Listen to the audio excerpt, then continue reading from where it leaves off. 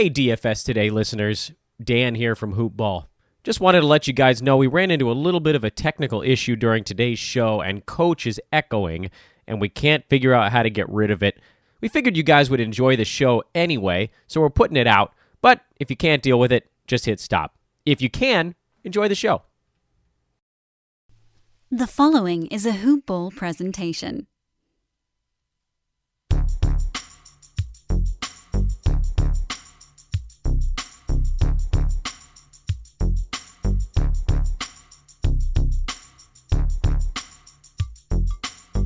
Hello and welcome to the Hoop Ball NBA DFS Today podcast. Today is Saturday, November 2nd. We are going to be going over the 6-game slate for Sunday, November 3rd. I am Joe Sarvati, affectionately known as Coach, and I am joined tonight by the one and the only Shark, the main man of the DFS Hoop Ball world, Mr. Andrew, and I nicknamed you Handsome Hanson yesterday. Yeah, I heard that. You also said that I like Ja more than anyone I think in the world, which could be true, or at least on some nights I do. But you got me on the Ja bandwagon. How's he doing tonight? He's doing all right, sort of an average game, but I'm more concerned with these guys in the Wizards game. Bradley Beal hasn't played in the fourth quarter because they've been down by between 20 and 30. I know it. And I've got a lot of pieces of this game. It looks like Gorgui Dieng and Isaiah Thomas are going to finish with more fantasy points than Bradley Beal just because of minutes in the blowout. Yeah, that's going to hurt too. I'm having a great night, and would have a great late night sweat going here with Lillard and Horford and Scalabiciere in the holster. But I'm with you. I've got 3 pieces in that game: Teague, Rocco, and Beal. I did not expect Washington to get blown out by 35 points at home against Minnesota without Cat. How the hell do you figure that? Seriously. That is the weirdest thing, man. But who knows? But as normal with our listeners, we are, as you can tell, recording the night before, as we always do, because we want to get that up late this evening. So first thing in the morning, you can start building your fantasy roster, start looking at your options, and just make sure to keep tuned in with any scratches or changes throughout the day prior to the card starting. But Apache and I had a real solid show last night. Our guys that we recommended are all doing really well so far. So Drummond is just an absolute monster, man. I love watching him. I've had him every game, and he just keeps killing it. Yeah, he really is. Another 20-20 game. Throw in 5 blocks and 3 steals. And, yeah, I listened to your pod. A lot of good suggestions. I made 6 tournament lineups. I think I have Drummond in 4 of them. So, yeah, I'm loving that. Fantastic, man. Well, before we get rolling here, because we want to jump right into this 6-game slate for Sunday, we want to let everyone know our presenting sponsor is Fantasy Draft. We love Fantasy Draft. They're the only rate-free fantasy site in the industry. They have tremendous basketball NBA contests every day, $30,000 pick and roll. It's $25 entry, a $5, $7,500 layup, and those are all guaranteed, and they're all rate free. And if you're big into cash games like I am, head to heads and such, you go head to head with somebody for $100, you win $200. There's no rake. It is the best fantasy site by a mile. We definitely tell you to, if you remember to, which we would hope you do, if you're signing up for the first time, go to fantasydraft.com, use the promo code HoopBall, and you get 7 days free membership up to $1,000 in contests. Also, a quick shout out to our other sponsors, manscaped.com. Hit them up online, free shipping, 20% off with the promo code HoopBall. And for any of you gamblers out there that are bet straight on the games, mybookie.ag is fantastic. We have partnered with them, and they do a great job taking care of their clientele. They pay out quick. They're terrific. And then our initial and most loyal sponsor, Hawaiian Isles Kona Coffee Company. So we want to thank them as well. All right, man, we want to dive into this 6-game slate tomorrow. One game starts at 5 Eastern, and then we've got 2 6 o'clock Eastern, and then a 7, 7:30, and 9. So it's a sort of a weird timing slate for a Sunday night. So I think you'll see some of the sites will split up the slate. There will be a couple sites that have all 6 games. So we're just going to go through it as is with all 6, and then let you choose what contest you want to play from there. So the first game is that 5 p.m. Eastern game. And one thing I wanted to mention as well that's nice tonight is, or for the Sunday games, is with all 12 teams, none of them are on a back-to-back. And that is always such a wild card with who's going to play, who's going to sit. Is anybody going to have a minutes restriction? So we don't have any of that stress going over this card. So let's start out with the Chicago Bulls at the Indiana Pacers. You got it, Andrew. All right, I want to talk about the Pacers because I think it might be Goga time. Goga? Yes. Holy cow. Yes. Yes, with Sabonis being hurt, right? Yeah, last I saw, he's game time decision with the calf. Yep. But even if he plays, last time out, Goga got 24 minutes off the bench, and he almost double-doubled. Wow. He threw in 4 blocks. He's got a lot of skill. And I want to jump on him right now before the word really gets out. Well, he's going to be cheap, so you're going to get a good value play on him. And if Sabonis doesn't lace him up, then that's a great suggestion, no doubt about it. Yeah, so we'll keep our eye on that. And the other thing I noticed is that Lamb snagged 10 rebounds. Yeah. So, he's taking advantage of the big man in the middle being out. And if he's going to be that aggressive, then we'll wait and see what his price tag is. But I've got some interest in him as well. Brogdon, I'm guessing, is going to be too expensive based on the other guys I want to play. And this shouldn't be a high-paced, high-scoring game, although the Bulls' defense is not very strong. So, he's really been hot, and it'd be nice to just keep pairing up Brogdon and Sabonis, but of course that just can't happen, can it, if Sabonis is going to be out? No, I don't think that is going to be much of an option tomorrow, but I like your Goga selection. We know Turner's out, if Sabonis sits, it gets really, really thin. I mean, they have TJ Leaf, who Apatria fell into that chalk trap the other night when he got that minute. So don't play TJ Leaf, because even if he starts, he isn't going to play many minutes. TJ Warren's probably a strong play in that game also if Sabonis sits, because his usage rate will certainly climb. And also Malcolm Brogdon. I think, to me, even though this game is not a good pace game, 21st and 26th, Chicago specifically's defense isn't that strong, and Indiana without any bigs in the middle, it's going to totally change their defense. And they're going to have to, slide off, and they're going to leave some more open shots, just trying to fill in the paint. So I do have some interest in both Malcolm Brogdon and TJ Warren if Sabonis sits, and I like your selection of Goga as well, because he could see 30 minutes in this game, and if he does, at the price that he is, he could be a great value. So I am on the Pacers, even though it looks like a poor pace game. I think there are going to be more points in this than people are expecting. On the Chicago side, I've avoided and stated it on like every show that I refuse to play any of these guards for Chicago with all of this switching between Satoransky, Dunn, White, Archie Diacono. I mean, they're all getting minutes. Levine has been solid. I think that Indiana defensively will slow him down a little bit and sort of focus on him.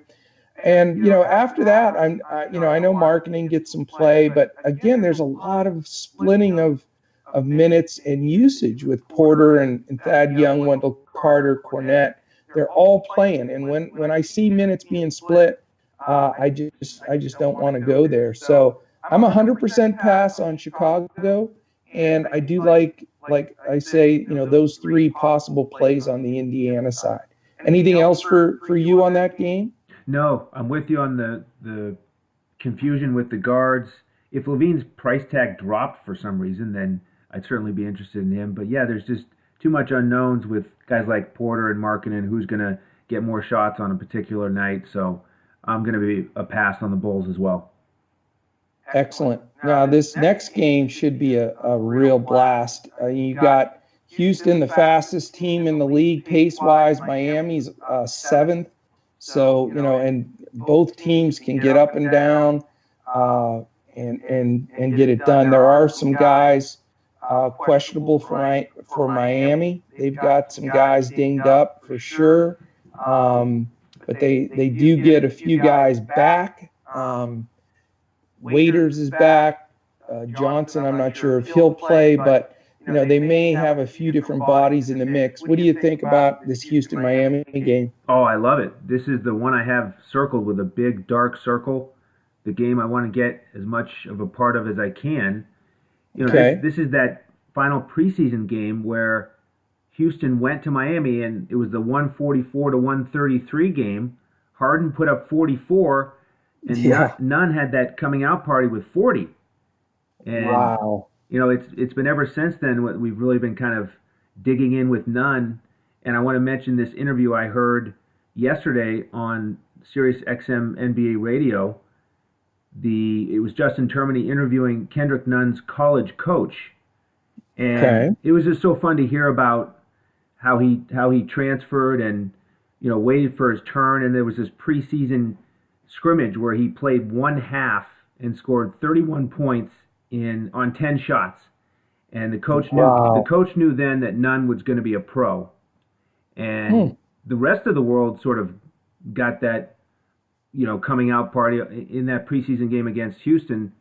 So I'm excited to see this rematch in the regular season. Certainly a couple things have changed. Butler is hopefully playing. He is questionable. Yeah, he's questionable. So there are going to be a lot of moving parts here with the news. This is the most enticing game, but it probably has the most question marks for who's going to play. But if Winslow is out or Butler is out, then I'm going to have a ton of Nunn in my lineups, and Harden is going to be my high-priced star, my first target for a higher-priced player. I'm also interested in Capella. I don't think Myers Leonard is going to slow him down or prevent him from paying off value. And then we'll just have to wait and see on who to go with the Heat. The other guy, maybe if Winslow is out, we look at Dragic. I'm curious what you think about Waiters and Hero. Waiters apparently is available, right? But maybe since he's been in the doghouse, they don't actually play him in the first game back on the bench. I'm not sure, but I'm tempted to shy away from Hero just in case he splits some wing minutes off the bench with Waiters. Well, this game, it's impossible to really, be a good tout here and tell you who I like in this Miami game, because it all depends on whether Winslow and Butler play. Right. If they're both out, it's completely different than if they both play, even one or the other. So, it makes it, to me, impossible to make any recommendations with Miami until we know that news. So I definitely like a couple of Miami players because I think this is going to be the highest tempo, highest scoring. Vegas has the highest over-under line with this game. So there are going to be probably like two pieces that I want to use from Miami. right now, based on the situation, it would be Nunn and Bam for me, but that very well could change. I'm off of Dragic after that last performance, 6 fantasy points, and it was just atrocious. So I don't know what the deal is with Dragic. I certainly am not going to count on Waiters or Johnson or any of those guys coming back. But again, if Winslow and or Butler are back, then I'm going to rotate from those guys. On the Houston side, I mean, it's just unbelievable what Westbrook and Harden are doing every game. It's just absolutely amazing to watch. For me, Harden's going to be the first guy in my lineup. I feel about Harden what I felt about Drummond tonight. I just think he's just unavoidably got to be in your lineup, regardless of price, regardless of whatever. How do you fade a guy that's playing that kind of minutes with that kind of usage in a game that's this high paced? So I start my lineup with Harden, and I want to put a couple of Miami pieces in. I don't like Capella, and I'll tell you why. Capella has been sitting large chunks of the game and not playing in crunch time in the last 8 minutes. They've been going small and moving little tiny PJ Tucker to center and playing that small lineup down the stretch. And, whether that continues or not, I don't know. But, I do not like Capella matching up against Bam. I think Bam will win that battle. He's just a lot stronger. The crunch time, I think he'll be in there and be able to take advantage of that. As far as the other pieces with Houston, I know everybody wants to just jam those guys in because Houston is the highest pace and they score 1 million points.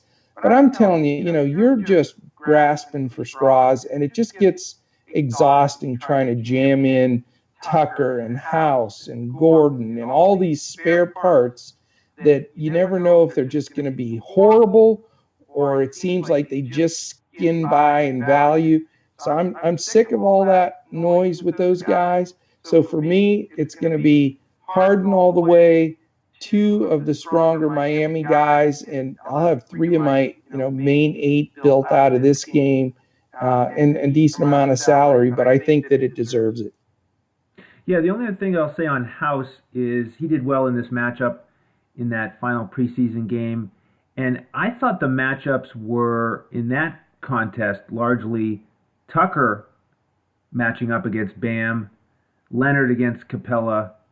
And so if that's the case here, I downgrade Tucker a little bit because he's got to be so focused defensively on Bam. And maybe House has a little more freedom to operate without such a tough assignment like Tucker. But you're right. It is hard to, count on one of those guys to really pop. It is hard to game script those guys in, but I get it. I mean, I know why everybody wants to do it. I've done it plenty myself, but it becomes nauseating when you're watching, and it's Harden Westbrook, and you're sitting there begging for a Daniel House or PJ Tucker or Clint Capella or somebody to do something other than those 2 guys. It's like I want to relax and just know that those guys are going to get the ball and get it done, right. And it's just I've not done it yet. I know people have put Harden and Westbrook in there and they've taken down tournaments. It's just so hard to build the rest of your lineup after losing the salary for both of those guys. But I get it, but it's tough. Yeah, and I'm with you on Harden. I mean, he went 2 for 16 just on 3-pointers last time out, and I don't expect him to shoot 12.5% again. So, yeah, I'm with Harden. He still had big fantasy numbers. I mean, if he just starts getting a little bit hotter from the field, it's going to be, he's going to put up 70 in the 70s, wouldn't you think? Yeah, absolutely. Excellent. All right, cool. Anything else on that feature game? Nothing else with that game. All right, let's go to game 3, the other 6 Eastern game, and it's a couple of stinker teams, the Sacramento Kings, New York Knicks. quite a letdown from Rockets Heat, that's for sure. What do you got? Kings Knicks. What stands out? Well, if Ntilikina is going to start again with Peyton out, Dennis Smith Jr. questionable, Right. and Ntilikina went for 37 minutes against Boston, I know. then I have a hard time passing on him at that low price tag. He had decent production, so Yeah. I'm very interested in Ntilikina. We'll wait and see about the price on Barrett. Again, 39 minutes, took 19 shots, didn't have a good shooting game against Boston last time out, but I have some interest in him. I'm probably going to fade Morris, even though he had that huge game against Boston. He probably was a little bit more up for that game against his former teammates. So I think he'll come back down to earth a little bit. Very good. So you're not getting involved much in this game, then, it looks like. No, huh? just Ntilikina. On the Kings side, I like Fox's aggressiveness last time out. Kings get a win. I think he can rise to the occasion under the bright lights of New York. So I have some interest there. But that's about it. I'm down on Holmes. He didn't have a very strong outing against Rudy Gobert, and now he's got to deal with Mitchell Robinson. Yeah. So I'm probably going to get off the Holmes train and just look at Fox potentially. Well, I'm so glad that you're not into this game at all, because I hate this game. I mean, 25th and 27th pace, both teams stink. I don't like the job that either coach is doing. Their rotations are all jacked up. I just don't like the game at all. I mean, I get it. Ntilikina is probably going to get good minutes again, but Smith might play. Who knows if he's going to play Barrett at the point some of the game. I don't trust Mitchell Robinson as far as I could throw him, because he's in foul trouble before he can breathe. Randall's been inconsistent. Like you said, Morris sort of went all out in that last game. You got to see some regression there.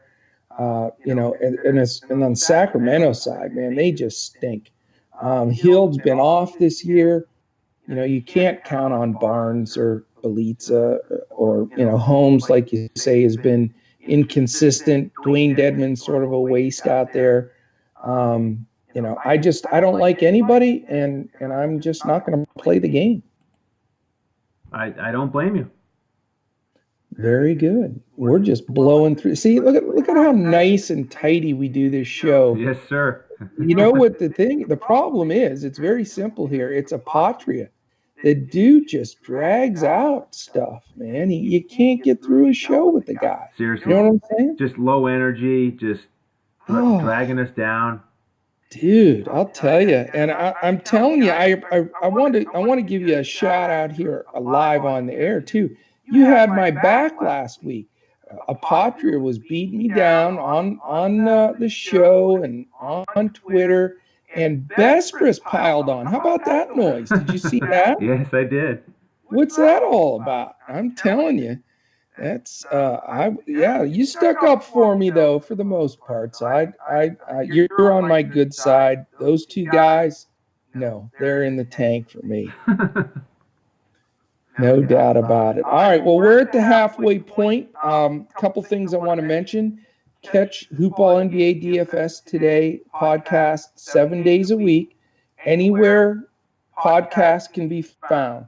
We are on iTunes, Google Play, Stitcher, Podbean, iHeart, Spotify, YouTube, everywhere. And we are 7 days a week. All we ask is that you take a couple seconds, subscribe, rate, review, give us the 5 stars, give us some likes, some thumbs up, a positive comment in there would be wonderful. That really keeps our sponsors happy, and it's because of the sponsors that we're able to bring this best-in-class free content to you on the DFS front every day of the week. So we appreciate that. And make sure and follow us on Twitter all the time, man. That's the key. We do these shows the night before. You need to follow us on Twitter the next morning, the next afternoon, and then right up to lock. At NBA or at Hoopball Fantasy, is where you can find all of the information being posted constantly. by our guys blurbing and putting all of the information up on our site. And then follow us directly. We're also posting constantly. I'm at Joe Sarvadi, JoeSarvadi. Andrew is at Language Olympic, just like it sounds. And our man Michael is at Micah Patria, Mikeapotria. You want to follow us definitely up until lock. We'll be putting all the info on for people that are sitting, or if there's any load management situations or game restrictions. We're going to keep you up on all that. And you can't roster somebody that's not going to play or somebody that's really going to be limited. I mean, it'll just crush your lineup. So that's very important. And really, the best thing to do also is go to hoop-ball.com, click on forums. We have a DFS thread that Miles and Andy are on constantly, and they are posting everything from Vegas lines to over-unders to player news and everything that's going on. It's a live thread that's constantly being updated. So we've got you covered 24/7 between the podcast and then our Twitters and hoop-ball.com. You shouldn't miss a single important decision or pivot or anything as far as building your DFS lineups. And when you're at hoop-ball.com, sign up for our premium service there. We've got an incredible lineup of everything NBA fantasy that you could ever imagine, from information to year-longs, dynasty, head-to-head, DFS, you name it, we have it at hoop-ball.com. All right, we thank you again to our presenting sponsor, Fantasy Draft. They make it all happen. Also manscaped.com, mybookie.ag, and Hawaiian Isles Kona Coffee Company. All, again, what stirs the coffee and allows us to do this free show every day. All right, we have 3 games left. They're the 3 later games tomorrow night's.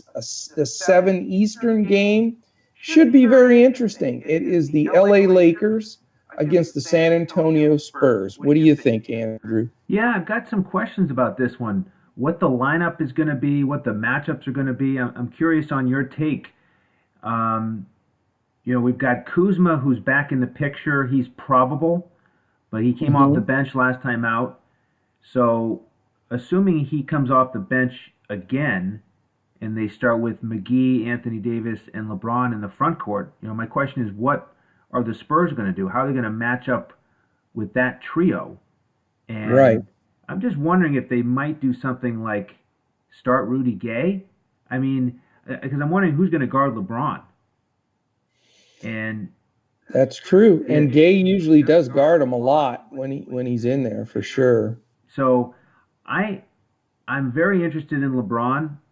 I think he's probably going to be the other really high-priced player along with Harden that I'm going to focus in on. I think he's going to carry the momentum from that huge triple-double and try to put on a similar show for Pop and the folks down there in San Antonio. And on the flip side, I'm interested in DeRozan. I have the same question, who's going to guard him? I think he's got the quickness to deal with anyone in the Lakers front court. Yeah. So I'm interested in both stars. And then the primary guy off the bench that I have some interest in is actually Dwight Howard. He played 27 minutes last time out, and if he's going to be playing against Pirtle, I think he should be able to do some damage down in the paint. That's a great call. I also have some interest in Dwight Howard. He's starting to sneak close to 30 minutes, and I think you bring up a good point. I just think he's a rough matchup for the Spurs when he comes in. I think he causes a lot of trouble with their second unit. And there's going to be a lot of chess moves in this game between Coach Vogel and Pop on the lineups, because you brought out an exact point. Who's going to guard DeJounte Murray from the Lakers on that side of the ball? Who's going to guard LeBron on the other side? It's just these two teams don't match real well from a defensive matchup standpoint. I think it's going to cause some shifts in lineups, and that scares me. I'm concerned that they're both going to make adjustments to their lineups, and it's going to cost people minutes. And other than the real safe, expensive guys, there may be some variance in guys that are going to play. That on top of the fact that, the Spurs team defense is outstanding. They do find ways to contain positionality spots like Davis at the big, and with LeBron playing the point. And it just, I think that there has to be some regression back from the monster games that those guys had against the Mavericks. And the Spurs, I'm sure they'll slow the pace down a little bit. I mean, actually, the Lakers play at a slower pace this year than the Spurs, but I think the Spurs will want to take the air out of the ball more, and it makes me afraid of this game. I just think there's several guys in this game that aren't going to make value, and I don't want to spend the majority of my salary on LeBron or AD. So I know it sounds completely insane, but I'm not saying to fade the two guys, but I'm not going to have them in my build because I'd rather spend my money on Harden and some other pieces. And I've seen it too many times. The Spurs are so good at slowing people down. And, I don't trust playing anybody on the Spurs side for the simple reason that Pop just plays so many guys. I mean, look at the last game Patty Mills had out of nowhere. Yeah, you just never know who the hell's going to step up for them or who's even going to get the opportunity to step up. I mean, everybody was talking about Forbes for a while, and then Murray sat, and they talked about White, and then it's just there's a constant role there. Now, the one guy that I am thinking of playing is DeMar DeRozan, and I agree with you there. I think the matchup is good for him. He always plays better when the stakes are bigger against tougher competition. That's just been his thing for years. That's why, whenever he's gone up against Kawhi head-to-head, when it was Toronto, San Antonio, and even before the trade and stuff, he always just rises up and plays better in the bigger games. So I respect that, and there's a lot of statistics to support that.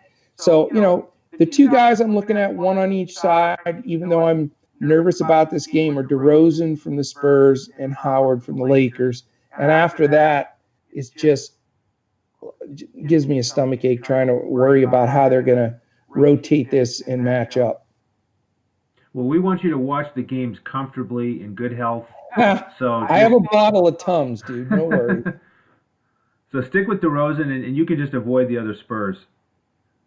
There you go. Man, you make it so much easier. Now, Patria would be like, blah, blah, blah, blah, blah. I hear all this noise about LeBron and AD. Oh, God, I'll tell you.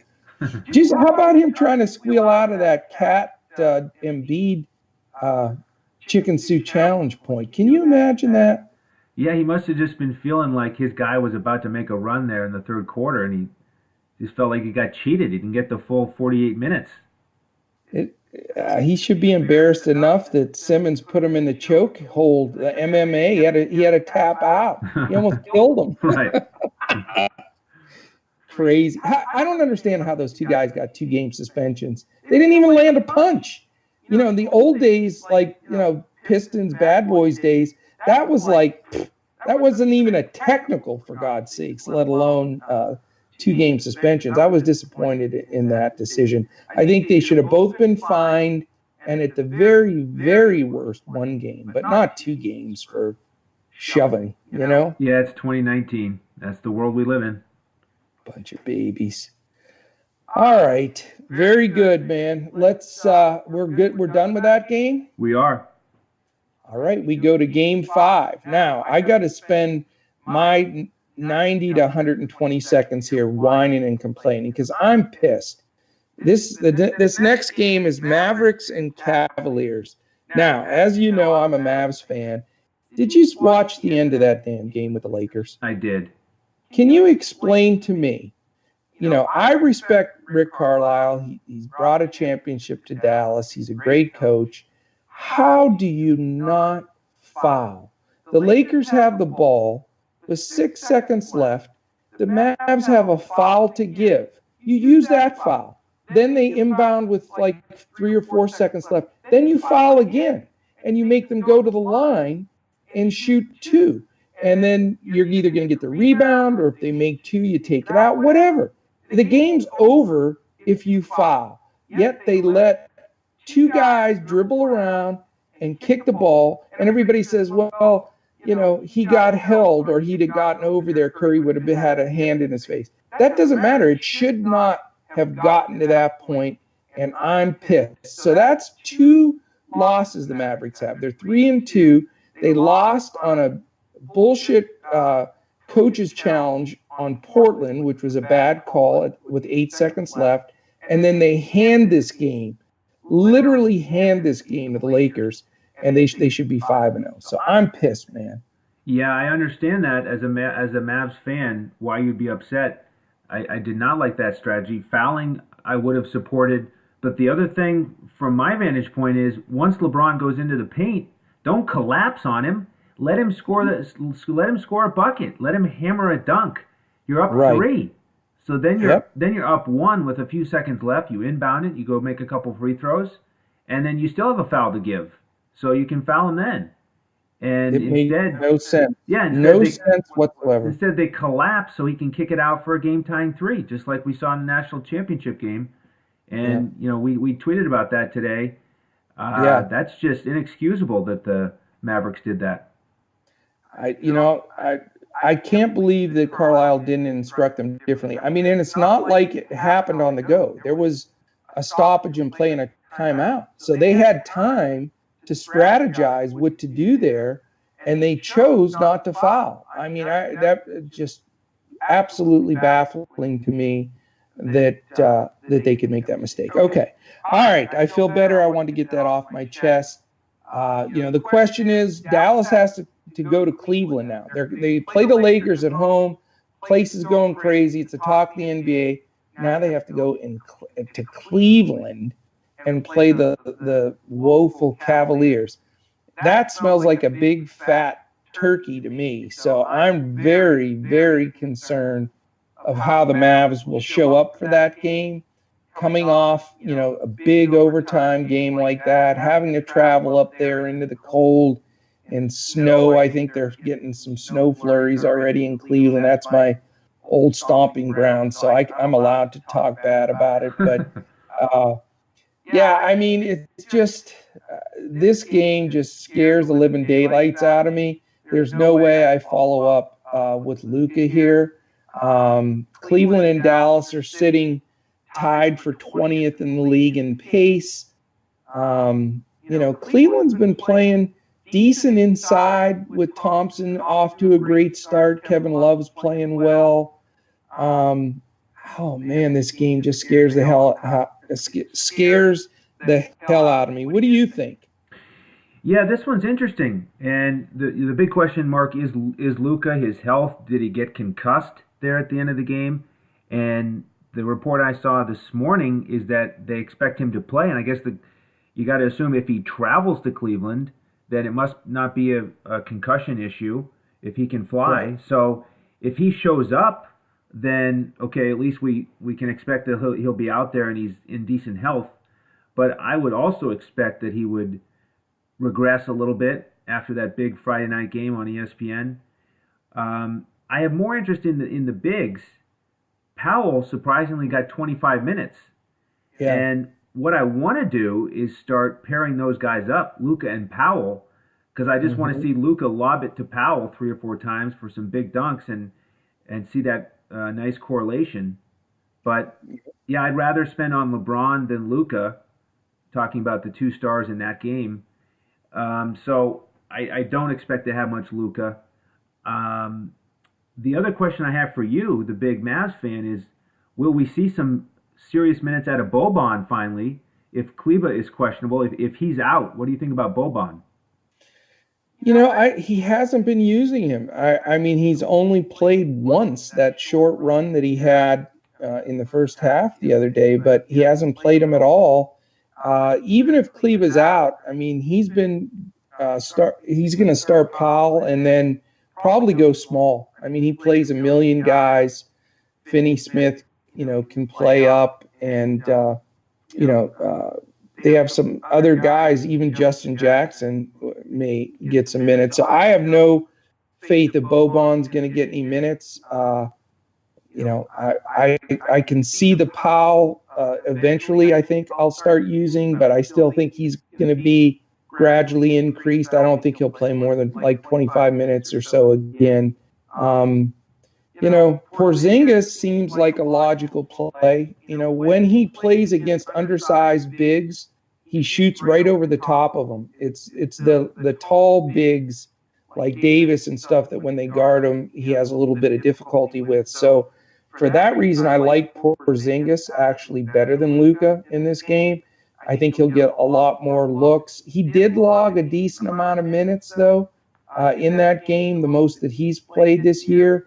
And, Carlisle's psycho about protecting on the minutes. So, I need to double check on Porzingis' price before I plug him in.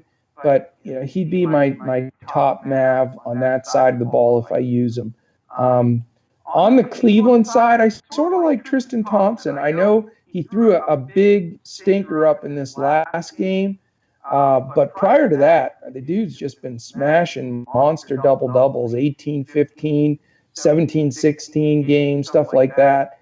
And Dallas, does have a tendency to let some bigs have some games. So, I'm going to look at Tristan Thompson, value priced, and probably look at Porzingis on the other side of the ball. But after that, I think this game lays an egg compared to Friday's game, and just based on pace and level of play, I have a feeling this isn't going to be the best game to watch.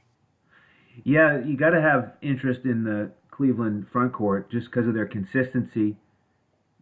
Thompson did let down in the last game, but he also fouled out. And right.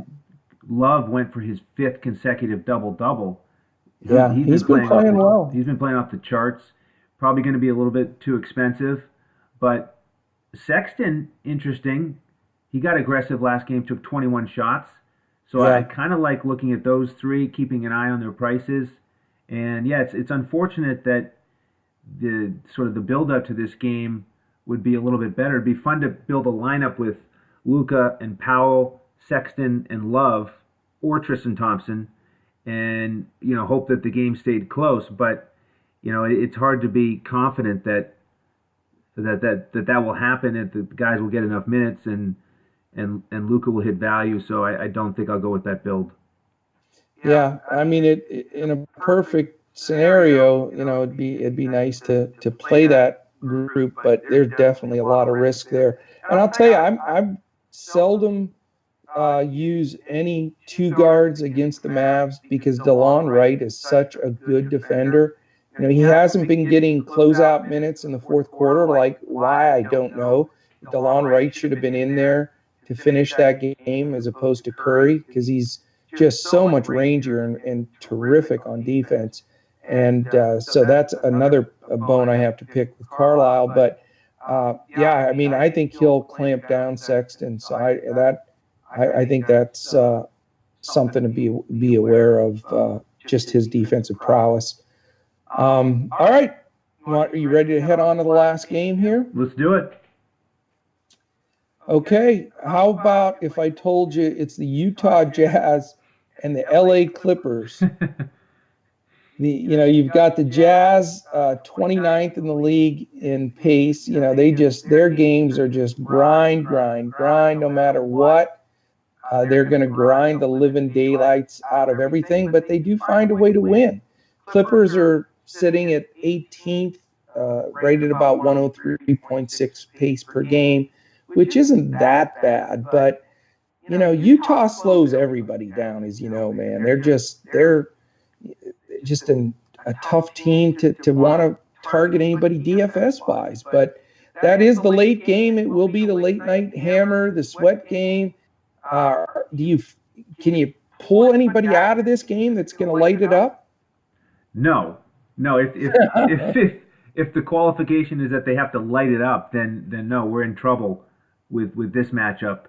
Maybe an ancillary part like Ed Davis is out now, so we expect Tony Bradley to come in, soak up some minutes. So maybe if he's min price, we stick him in for a value play. Conley's finally coming along. Moutier is out, so right. Conley played 33 minutes last game with Moutier. Maybe he gets a couple more minutes, but he's got a tough assignment with Beverly on the other side. Yeah. Kawhi was amazing last time out, but it was against his old team, the Spurs, so I don't think he'll be as aggressive. I think maybe he'll take a little bit of a step back. But and you can't ever rule out Montrezl Harrell or Lou Williams. Right. But maybe Tony Bradley will match up with Harrell and give him a little bit of a hard time.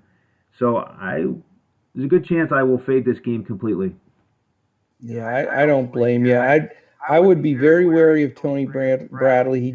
He smells like a TJ Leaf kind of play to me, but I get it. I mean, he's got to play some of those backup minutes. I completely understand your thinking there. And, if you do need a min guy and you're going to try to roster a hard-man Westbrook or something crazy like that, maybe you can squeeze 15, 20 points out of him. But, it's hard. I mean, I'm not going to take Harrell because of Gobert's defense, and the pace isn't going to be there. I don't think really to catch Lou Williams where he's going to come in and just have the ability to light it up. So right. That takes two of the shiniest toys off the shelf for me for the Clippers. Of course Kawhi is an option. There's no doubt about it. I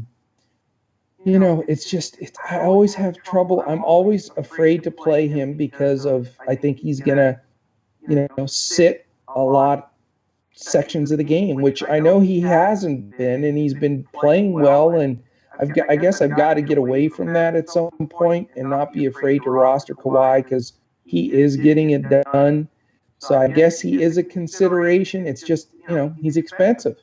And unfortunately, in this salary-based world, of trying to roster these guys, it's tough to get him in there. But, to me, he's the best option on the Clippers.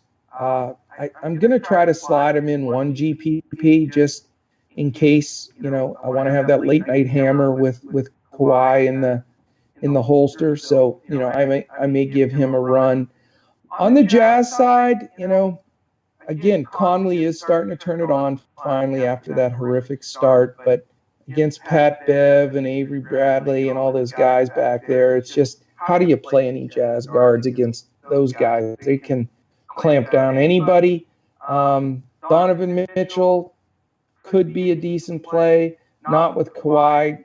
If he's going to guard him, though, I mean, that's just shutdown material. And sometimes Mitchell has a tendency to be a little point dependent. So I'm not really going strong Jazz either. I guess the good thing today is, this 6-game slate, we've only recommended, probably 15 players each or so.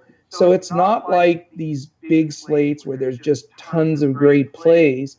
I mean, I think if you focus on that Rockets Heat game as being one of the key games, and then pick and choose your other stars, whether it be a Malcolm Brogdon or a LeBron or Davis or a Kawhi, or a Porzingis or Luka, or just cherry pick those specific guys. I think, that should give you a good build. I mean, that's, we're not giving you chalk. We're not giving you, 8% of everybody at all. We're giving you a pretty small pool of guys that we see as viable DFS candidates for this card. So I think I think this was great that we were a little bit more selective today. Don't you think? I do. I like it when it's a little bit tighter like this, and it's certainly easier to analyze 6 games. And as we kind of go over the big picture again, as you just described, I'm totally with you with the Rockets Heat being the starting point. I just need to get your advice. I need your clearance. Can I put Goga in 100% of my lineups? Wow. I like Goga tomorrow. I think he's a smart play, but I would not put him in 100%. Okay. How many lineups do you normally play? Oh, it depends. It depends. But Like if you're playing 5 lineups, put him in 3. Give yourself an out just in case he does lay an egg. And plus you have to wait on the Sabonis news too. Right. All right. But, so I'm hearing you at 60. I'm hearing you at 60%. All right. And the one time I told you not to play Ja, he went berserk. So, And Ja, maybe that's a good sign for Goga. And Ja had a much better second half than the first half. Tonight he finished with 24 points, 3 rebounds, and 7 assists. Nice. So he hit value. Maybe that's a good omen for Goga. There you go. It's the Ja Goga combination. Yes, sir. For Handsome Hanson. All right, man. Well, excellent. Great show. Tomorrow night is my solo night. So tomorrow night I'm with Apotria again. Like I said, my solo night. Awesome, dude. So great. Anything else? Any final words? That's it. Everybody have a good Sunday and have fun with Mike tomorrow night. Fantastic, man. Great show. All right, we thank you for joining us on Hoopball NBA DFS today. For my man Andrew Hanson and for Mr. Mike Apotria, I am Coach. We will catch you again tomorrow when we look to crush it in NBA DFS. Take care, everyone.